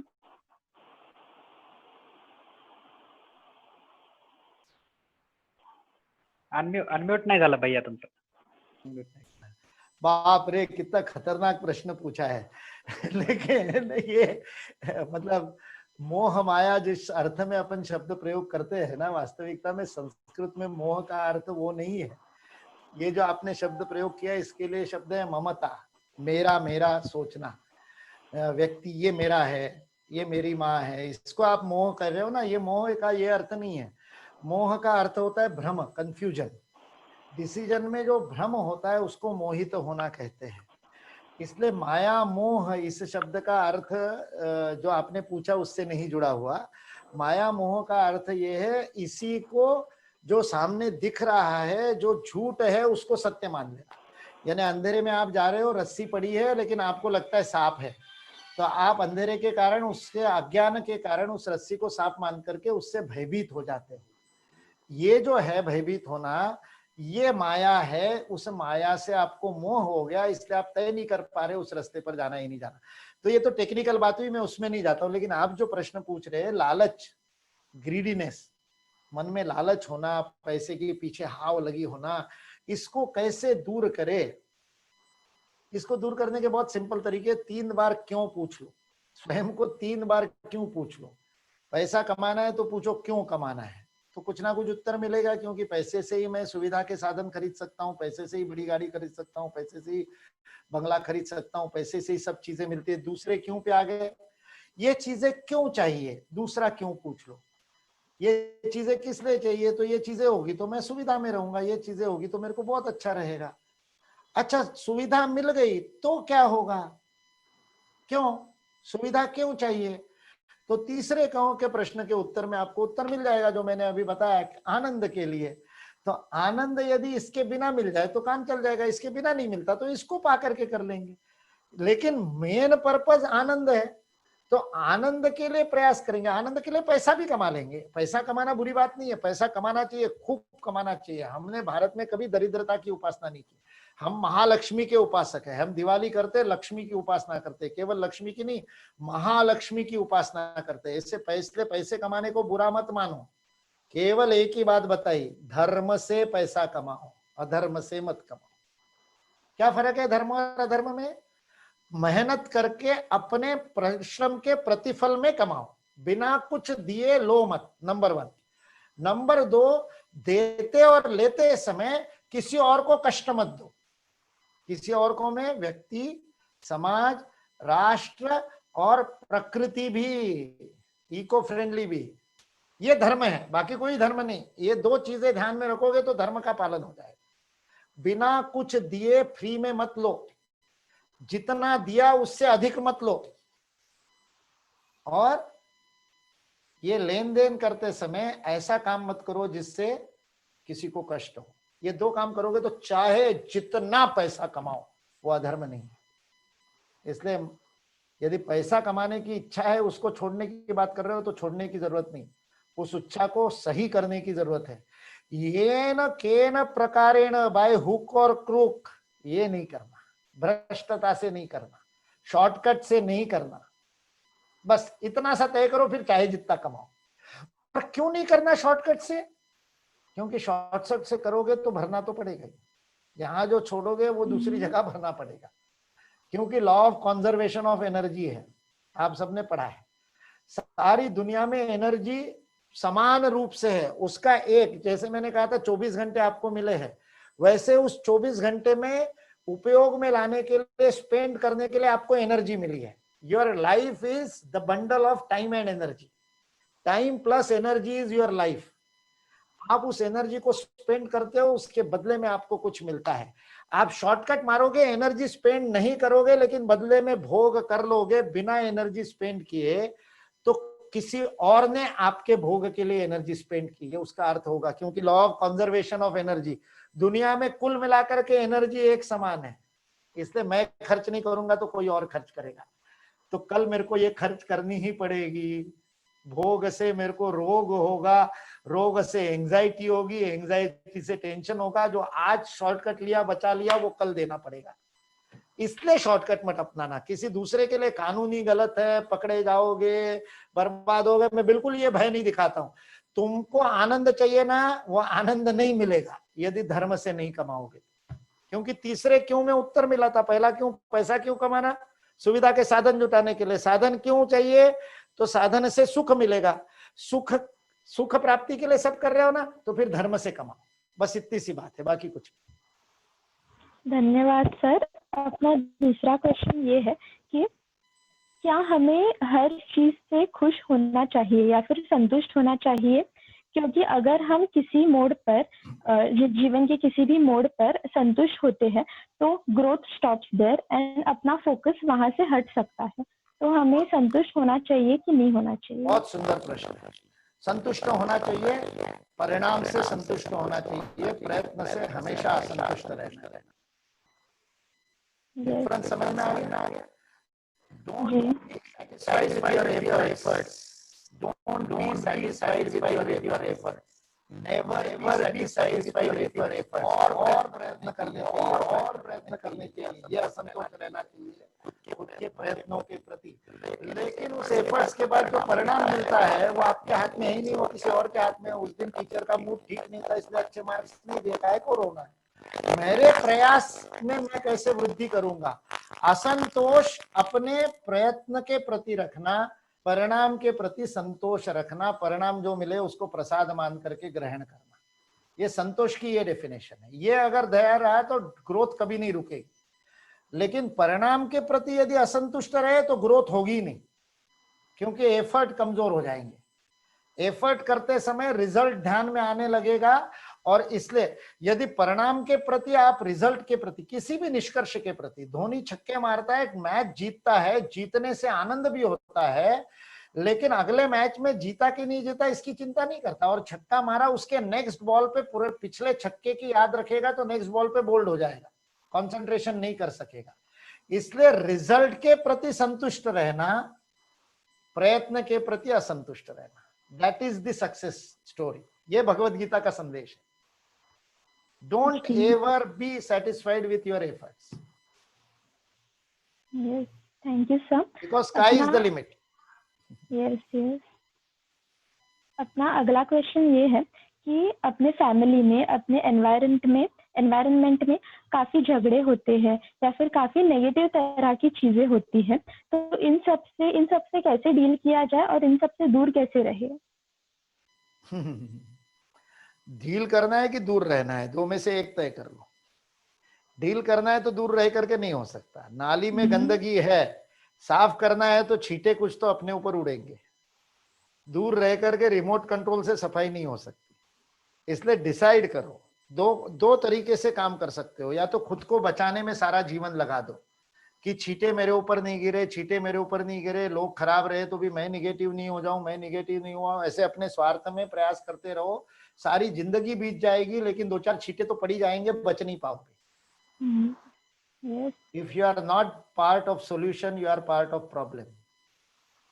इसलिए सॉल्यूशन देने का प्रयास करो। और सॉल्यूशन कैसे होता है? सॉल्यूशन होता है उलझना नहीं कभी भी उसमें, बिना उलझे सॉल्यूशन कर सकते। दूर भी नहीं रहना, उलझना भी नहीं। यही 2 शब्द प्रयोग किए हैं भगवान श्री कृष्ण ने।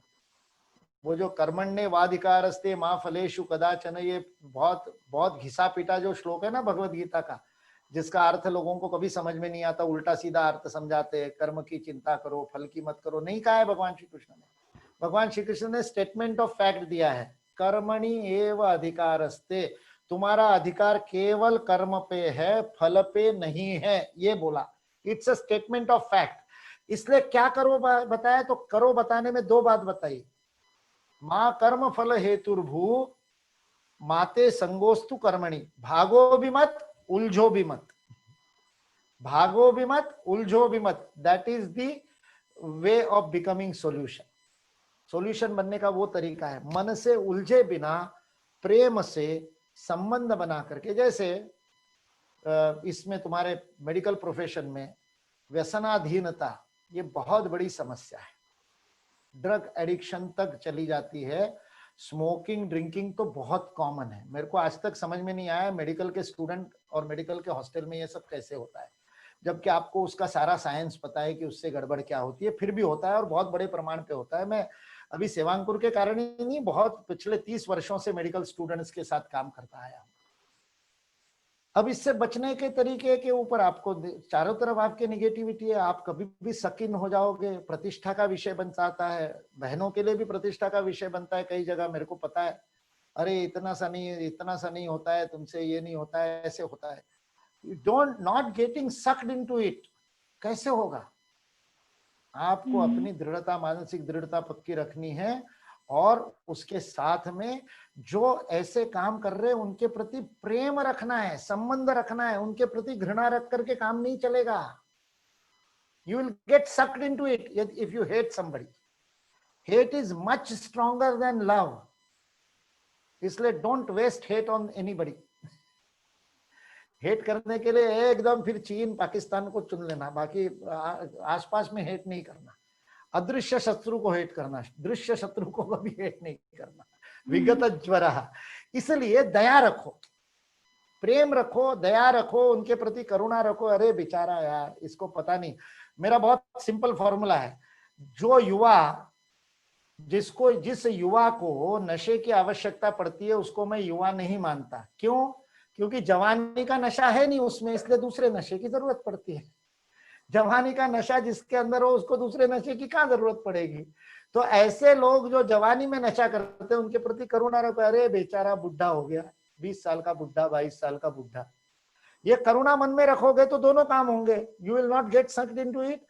और आपके मन में चूंकि उनके दया बुद्धि है और प्रेम बुद्धि है, तो धीरे धीरे आपका संबंध यदि बन जाएगा तो धीरे धीरे वो भी उसमें से बाहर निकल जाएंगे। आप उनको एक्सट्रीम में जाने से बचा पाओगे। डोंट स्टार्ट गिविंग उपदेश, अरे ये खराब है वो खराब है, मत बताओ। संबंध बनाओ। जब आपके संबंध जुड़ जाएंगे, जब आपको अपना प्रिय मित्र सखा बनने लगेगा, उस समय बिना बताए छूट जाएगी। और नहीं भी छूटे तो भी कंट्रोल में रहेगी। इसलिए गंदगी को साफ करने का यही तरीका है, उलझना नहीं और भागना नहीं। राइट। हमारे चैट बॉक्स में कुछ प्रश्न है, हम उन्हें लेते हैं। सो पहला प्रश्न ये है कि is there a particular way to read Bhagavat Gita?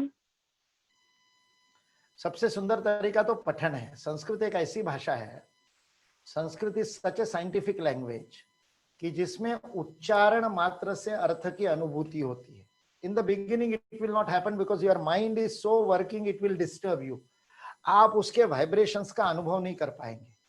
लेकिन गीता की चैंटिंग आप कीजिए, और उसके लिए मैं बताता हूँ, बहुत सुंदर चैंटिंग आप कहीं से भी डाउनलोड कर सकते हैं या यूट्यूब पे सुन सकते हैं। वो चैंटिंग है स्वामी ब्रह्मानंद जी ऑफ चिन्मय मिशन, स्वामी ब्रह्मानंद जी, उनकी बहुत सुंदर चैंटिंग की, भगवत गीता चैंटिंग की सीडीज है। मेरे पास सीडीज भी है और यूट्यूब पे भी उपलब्ध है। बहुत सुंदर सरल साफ शब्दों में उन्होंने चैंटिंग किया है। The best way is to chant. Sanskrit में चैंटिंग का जो पदाघात होता है, जो शब्दों का आघात होता है, उस आघात से उठने वाले वाइब्रेशन से अंदर में अनुभूति होती है। That is the purest form of understanding Bhagavat Gita.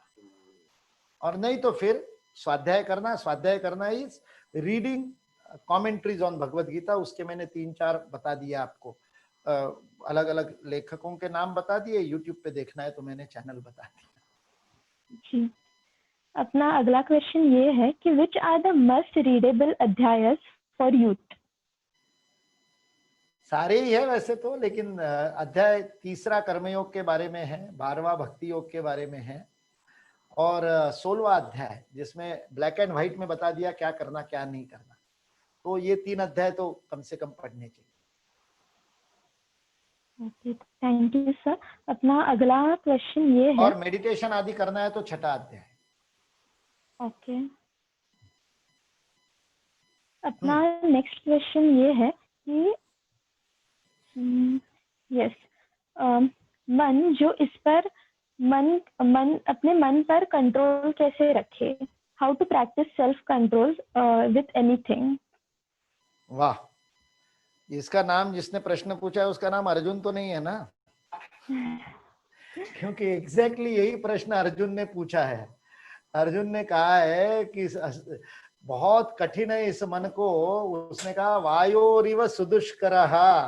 Arjun ने प्रश्न पूछा है कि इस मन को पमाथि बलवत दृढ़म, ये ऐसा है जैसे किसी नौका के उस पतवार में हवा भर जाए तो कैसे भाग करके ले जाता है, वैसे ये मन ले जाता है।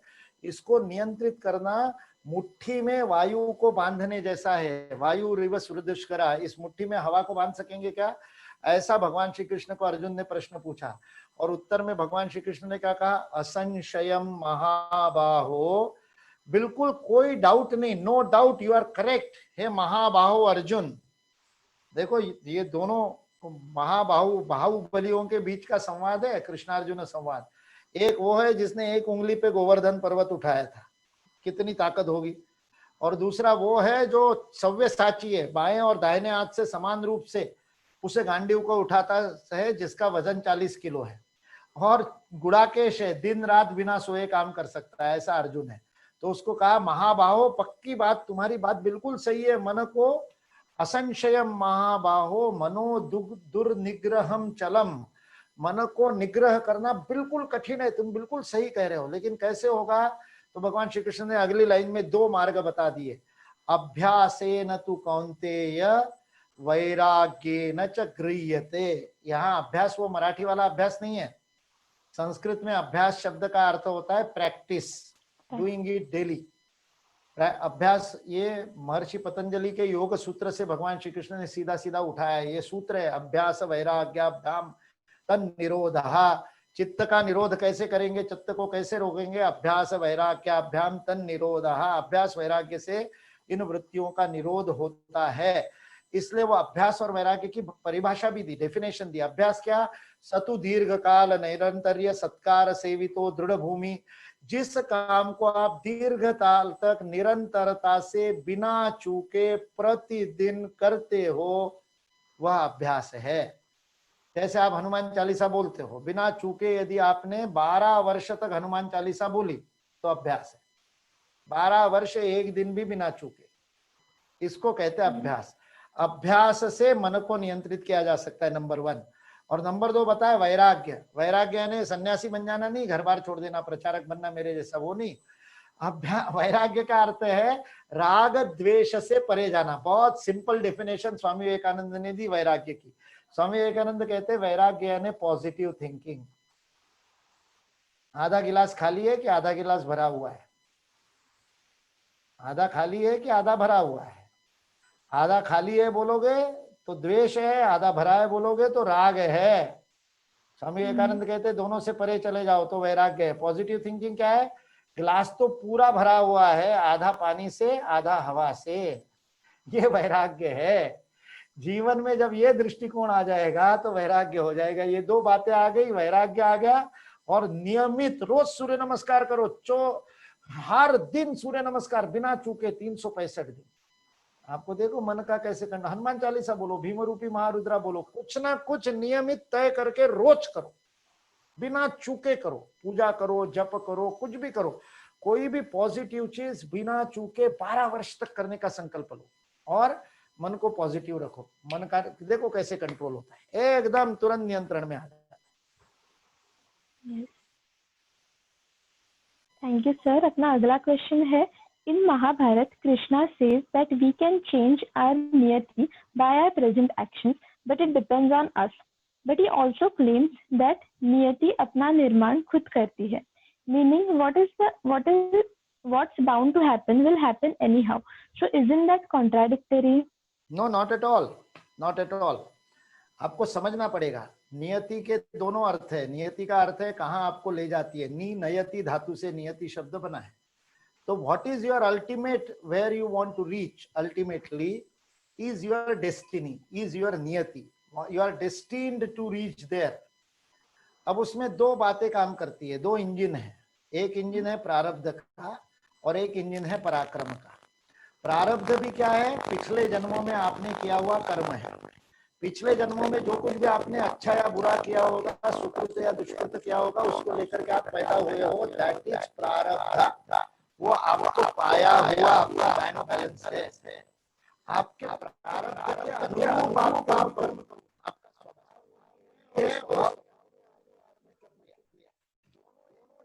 जा रहे हैं तो गाड़ी के दोनों इंजन एक तरफ लगे हुए, डबल स्पीड से गाड़ी भागेगी। गलती से प्रारब्ध आपका दक्षिण में जा रहा है और आपने पराक्रम उत्तर का करना शुरू किया, doesn't matter, you can still reach Delhi, you can still reach Jammu Kashmir. उत्तर के दिशा में आपको जाना है। सिर्फ आपको क्या करना पड़ेगा, प्रारब्ध का इंजन यदि 20 की स्पीड से गाड़ी को कन्याकुमारी की तरफ खींच रहा है तो आपको अपने पराक्रम के इंजन की स्पीड 40 करनी पड़ेगी। तो 20 की स्पीड से आपका कश्मीर की तरफ भागने लगेगा इंजन लाइफ का। इसलिए डेस्टिनी की तरफ जाना तो आपको है ही, आपके पास चॉइस है। पराक्रम करके जल्दी पहुंच जाओगे, पराक्रम नहीं करोगे तो कन्याकुमारी जाने के बाद ध्यान आएगा, अरे गलत गाड़ी में बैठ गया था, मेरे को जाना उत्तर में था, पहुंच गया दक्षिण में। फिर दूसरी गाड़ी पकड़ करके पहुंचोगे, इस जन्म में नहीं तो अगले जन्म में, अगले जन्म में नहीं तो 10 जन्मों बाद। पहुंचना तो कश्मीरी है तो कश्मीरी पहुंचोगे, ये कह रहे भगवान श्री कृष्ण। आपको इस जन्म में पहुंचना है तो पराक्रम करना पड़ेगा, और इस जन्म में नहीं पहुंचना है, इसलिए कॉन्ट्राडिक्टरी नहीं है। इट इज डेस्टिनी तो फुलफिल होगी, पराक्रम करोगे तो जल्दी होगी, इस बार होगी, ढंग से होगी, आपको आनंद भी मिलेगा। नहीं तो पहुंच कर भी अरे यार इतना लेट पहुंचा, पहले ही पहुंच जाता, रोते रहोगे, पहुंच के भी आनंद नहीं मिलेगा। Thank you sir. अभी हम अपना आखिरी क्वेश्चन ले रहे हैं क्योंकि हमारे पास समय का लिमिट है। अगर किसी व्यक्ति को लगता है कि उसने कोई कर्म किया है और वो गलत है और वो इस बारे में अस्थिर हो रहा है तो उसे क्या करना चाहिए? बहुत सिंपल सा तरीका है, यदि उसको गलत लग रहा है तो गलत ही है, मन में गलती आ गई। अपन जब गलत काम करते हैं अपने को पता होता है कि अपन ने गलत काम किया है, इसलिए ये जो आपको अनुभव हो रहा है जिसको रिपेंटेंस कहते हैं अंग्रेजी में, उसके लिए टेक्निकल शब्द है पश्चाताप। पश्चाताप हो रहा है आपको, पश्चात यानी आफ्टर एक्शन, एक्शन के बाद में ताप होना यानी अपराध समझ में आना, इसको कहते हैं पश्चाताप। पश्चाताप इज द फर्स्ट स्टेज। उस पश्चाताप को ढंग से करो, ढंग से अपनी गलती समझ लो, अपनी गलती को कॉन्क्रीटली एनालाइज कर दो। एंड नेक्स्ट इज प्रायश्चित्त, उसका उपाय है प्रायश्चित्त करना। ये बिल्कुल साइंटिफिकली उस प्रायश्चित्त को किया जा सकता है। जो गलती की है उस गलती को फिर से हम नहीं दोहराए, इसलिए मन और शरीर को दंड देना यानी प्रायश्चित्त है। जब मैं आपको देता हूं तो वो दंड है, जब कोर्ट आपको देता है तो वो सजा है, वो दंड है। जब आप स्वयं को देते हैं तो वो प्रायश्चित्त होता है। इसलिए जो बात आपने को अच्छी नहीं लगती उस बात को थोड़ा सा करना यह प्रायश्चित हो सकता है। जितना बड़ा अपराध आपको लगता है उतना बड़ा प्रायश्चित आपको करना चाहिए। 1 दिन तक भोजन नहीं करूंगा, 2 दिन तक चाय नहीं पीऊंगा, जो आपको सबसे अच्छा लगता है। ऐसे सिंपल छोटे छोटे प्रायश्चित्तों से आपके पश्चाताप को धोया जा सकता है। इसलिए अपराध सबके हाथ से होता है। अपराध के बाद पश्चाताप, पश्चाताप के बाद प्रायश्चित्त, ये उसका टेक्निक है। धन्यवाद sir, we are really sorry, time का लिमिट है इसलिए हम नहीं ले पा रहे और question. Thank you so much. मैं आपको मेरा मेल आईडी बता देता हूँ।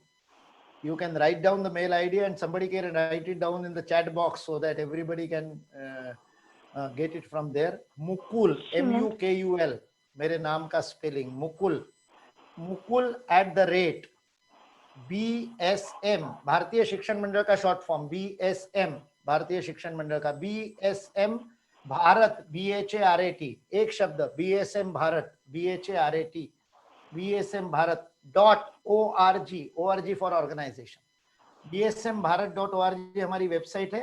मुकुल @ BSM भारत .org, बहुत लोगों ने लिख दिया चैट बॉक्स में, you can copy it from there. आप अपने प्रश्न इस पर मुझे भेज सकते हैं और संभवतः मेरे को समय मिलेगा निश्चित रूप से तो मैं उसको जवाब तो दूंगा ही, बहुत व्यस्त रहता हूँ फिर भी जवाब दूंगा। तो आप उस पर बात कर सकते। थैंक यू, धन्यवाद। धन्यवाद सर आपके इस मूल्यवान मार्गदर्शन के लिए। आज के इस सेशन के बाद हम सभी को भगवत गीता पढ़ने की प्रेरणा मिली है और शायद सभी इस बात पर राजी होंगे कि आज हमारी समाज के ओर देखने का दृष्टिकोण बदल गया है। मनुष्य का मन सदा ही ज्ञान प्राप्ति में विभिन्न बाधाओं को उत्पन्न करता है। कभी किसी अन्य विद्यार्थी से ईर्ष्या हो जाती है, कभी पढ़ाए हुए पाठों पर संदेह जन्मता है और कभी गुरु द्वारा दिया गया दंड मन को अहंकार से भर देता है। नहीं, क्या ऐसा नहीं होता? न जाने कैसे कैसे विचार मन को भटकाते हैं और मन की इसी अयोग्य स्थिति के कारण हम ज्ञान प्राप्त नहीं कर पाते। मन की योग्य स्थिति केवल समर्पण से निर्मित होती है।